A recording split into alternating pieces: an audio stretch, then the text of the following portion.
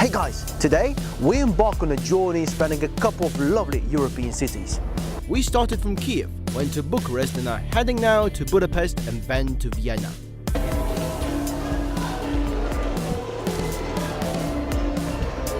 Oh crap, I don't know which bus I should take, which tube, which street, and I don't even speak a pinch of Romanian.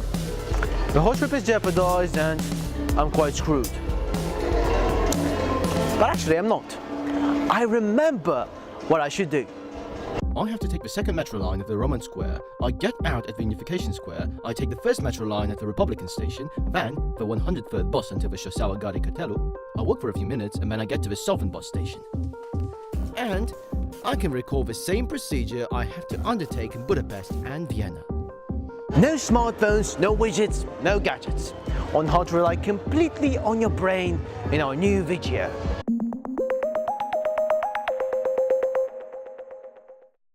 It is doubtless that in our age of gadgets, widgets and smartphones, it's easy to outsource our schedules and to-do lists. But what if you could actually remember all of your routines in a very easy and fun way for many weeks ahead, months and even years? Let's get down to business and do it. The memorization technique we're going to employ is called memory palaces, and we're going to use it to create a one-week mental diary. Suppose you have the following plans for the next week. Theatre 8 p.m, job interview 11 a.m, meeting up with your best bud at 9 p.m, presenting your thesis 9 a.m, meeting with your dentist 1 p.m, swimming pool with your buddies 3 p.m. Relax, it's Sunday. And this is where memory palaces kick in. The whole idea is to take a set of information, convert it into a powerful, animated, memorable association and then, attention, put it into a location or memory palace. It is the action of imagining your association in the physical context that makes it so powerful and so long-lasting. Exactly the reason why this technique is used by practically all memory champions. If you wish to find out more about the memory palaces, be sure to check out the previous videos with an overview and introductory examples. Now, since we have 7 days of a week to remember, we must choose 7 locations we can use, each assigned to its own day. So pick a route. For instance, your own house, where your first station is the bedroom, the second is the bathroom, kitchen, living room, and so on. For this example, I'm going to take the central area of my most beloved city, Vienna. So, after choosing a route with 7 stations, assign each day of the week to the corresponding station. First goes to Monday, second goes to Tuesday, and so on until the 7th goes to Sunday. Alright, now that we have a weekly schedule and a mental diary, combine them.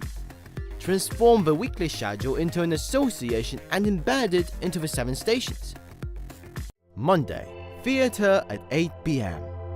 So how do we visualize this in a memorable, long-lasting way? We make it bizarre, funny and absurd. Take the place and the time separately. Imagine, in the first station, Maria Theresian Platz, an ancient Greek theatre above which there's a stupendous broken hourglass oozing with sand onto the theatre.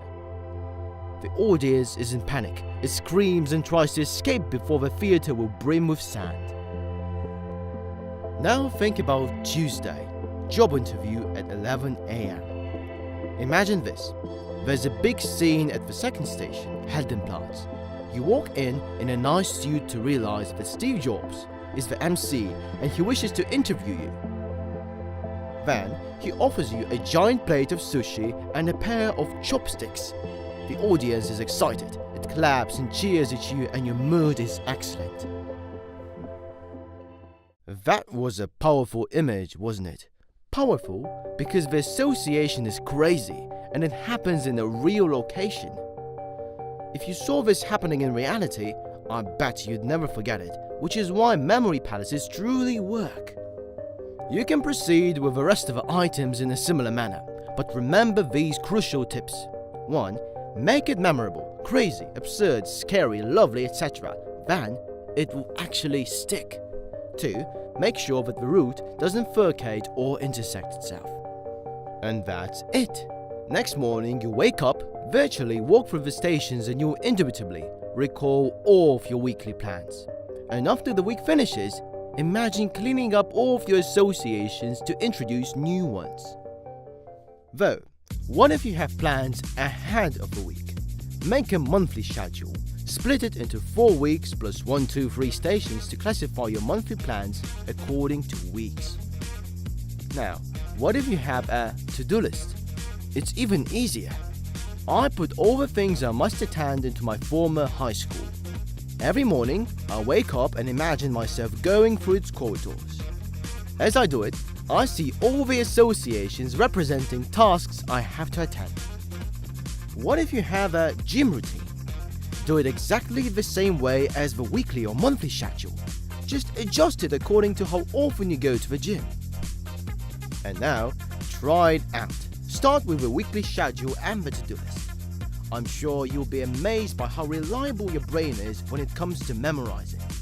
But if you have any questions or feedback in any way related to memory palaces and their usage, feel free to share them below.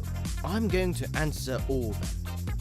If you wish to find out more details, examples, advice on how to become a memory juggernaut, be sure to check our blog where I describe the method in greater detail. Thank you very much for watching and see you next time.